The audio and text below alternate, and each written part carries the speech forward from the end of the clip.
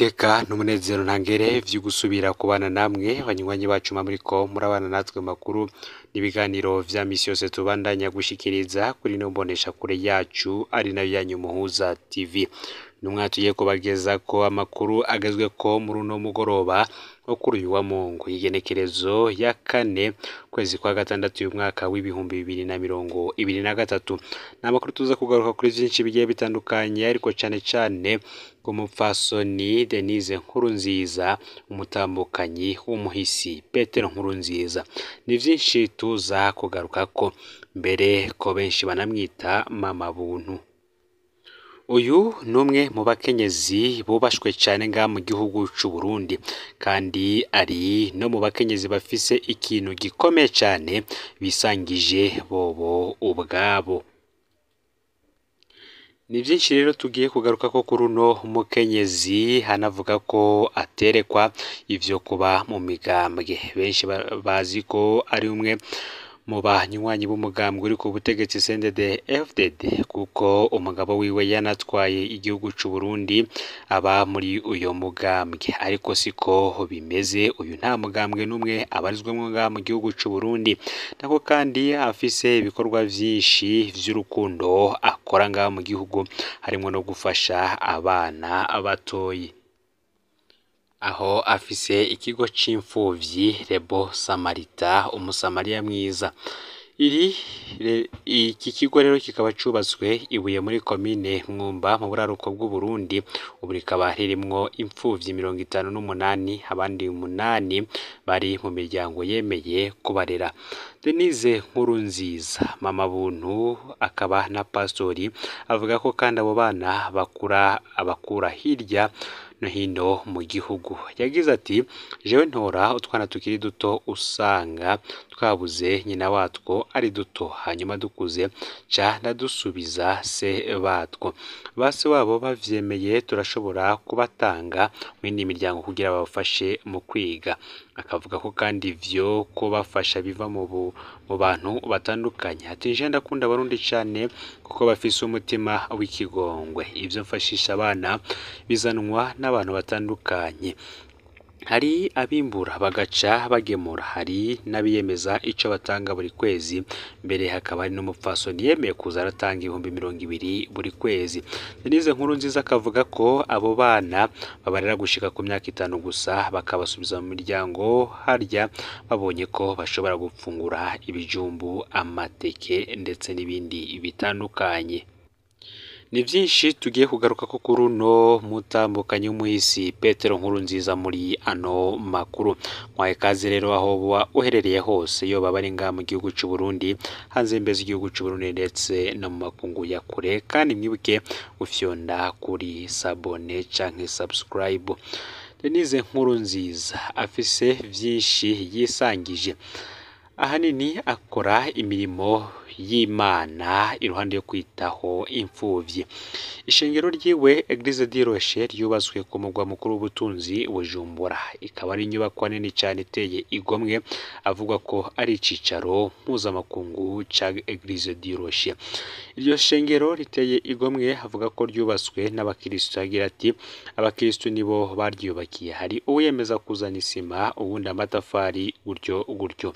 Ati emwe ryatwaye uburyo bwinshi naco gituma ryatevye guheza kubakwa, ariko iri ryavuye mu nguvu z'abakirisu gusa. Denise Nkurunziza kandi arakoresha ibikorane bitandukanye mu gihugu no mu makungu.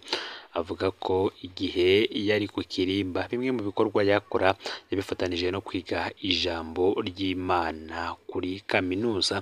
Kuri ubu kandi akaba afise urupapuro rw'umutsindo rwo muri kaminuza Espoir d'Afrique rwo kwigisha ijambo ry'Imana.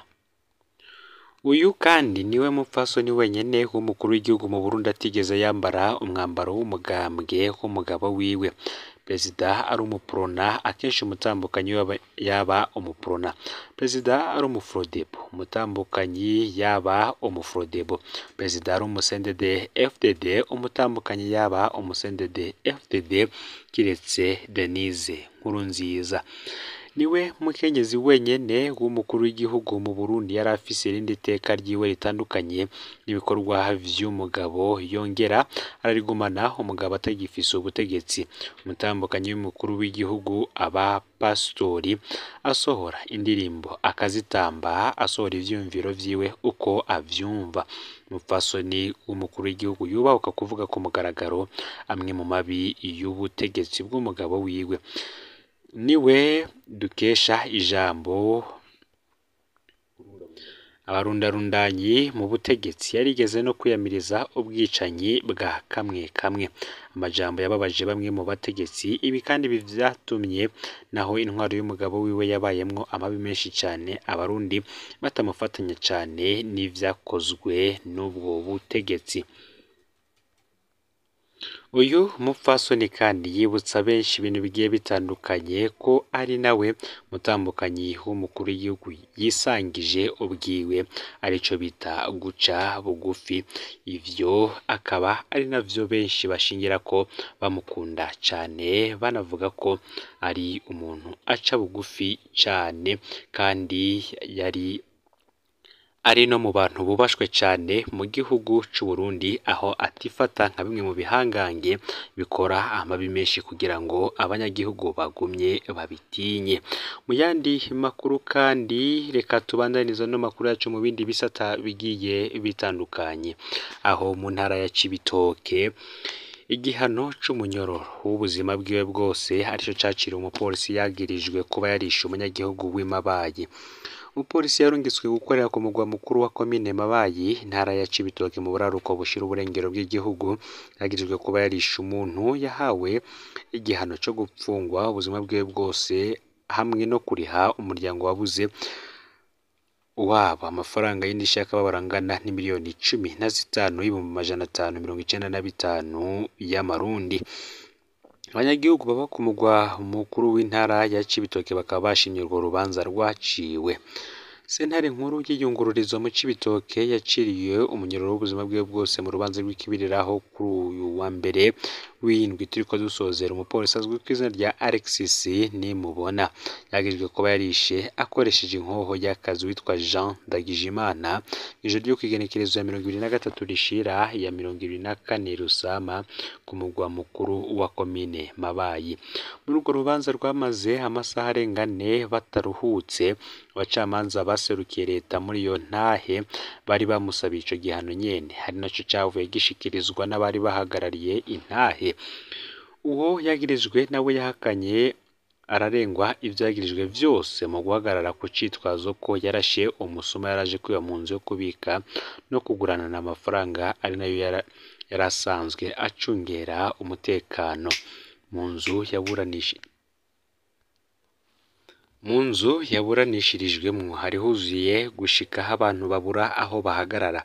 Alexis Nimubona yaciriwe urubanza na sentare kubera yapfuye kurasa atagize umwihwezo ukwiye umunyezamu ku isoko ya kijambere y'Amabayi. Abanyagihugu bo ku mugwa mukuru w'intara ya Cibitoke bakengurutse urubanza rwaciwe, bakaba bavuze kandi ko ako ari akarorero keza mu butungane mu ntumbero yo kurwanya ingeso yo kudahana be no gukingira ikibaba abataye umurongo bose bahungabanya umutekano wabo. Uwundi munyezamu ararira isoko kijambere y'Amabayi afise imyaka ishika kuri 60 yarejejwe na sentare parike yari yamwiketse ko atatabaye umuntu amerewe nabi. Mu yandi makuru kandi reka tubabwire yuko ibikorwa vy'uburovyi ngo bitahagaze mu kiyaga Tanganyika nk'uko vyari vyateguwe. Uburovyi burabandanya mu kiyaga Tanganyika mu gihe ikiyaga cari gitegekanijwe kugara kuva hagati mu kwezi kwa gatanu. Bw'amasoko mu ntwaro, ingingo yo kugara ikiyaga Tanganyika yarahagaritswe nubwo atacanditse cashizwe ahabona.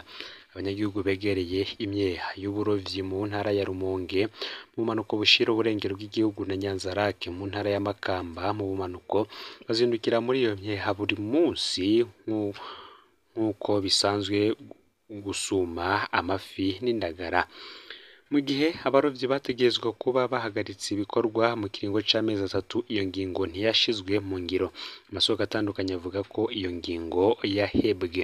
Bamwe bati twari twagize ubwoba turanakura ibikoresho vyacu nk'amato mu mazi, ariko iyo ngingo ntiyashizwe mu ngiro, vyemezwa na bamwe mu barovyi.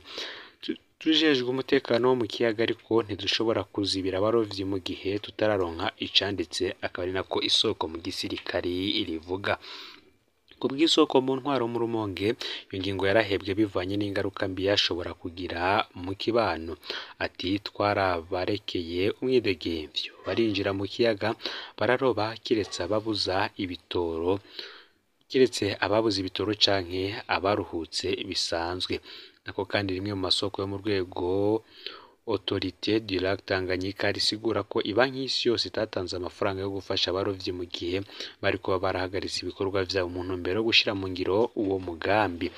Ukugara ibikorwa vy'uburovyi muri Tanganyika vyaraba ibihugu bisangiye ikiyaga Tanganyika, ivyo navyo ni Burundi, Repubulika Iharanira Rusangi ya Kongo, Tanzania ndetse na Zambia.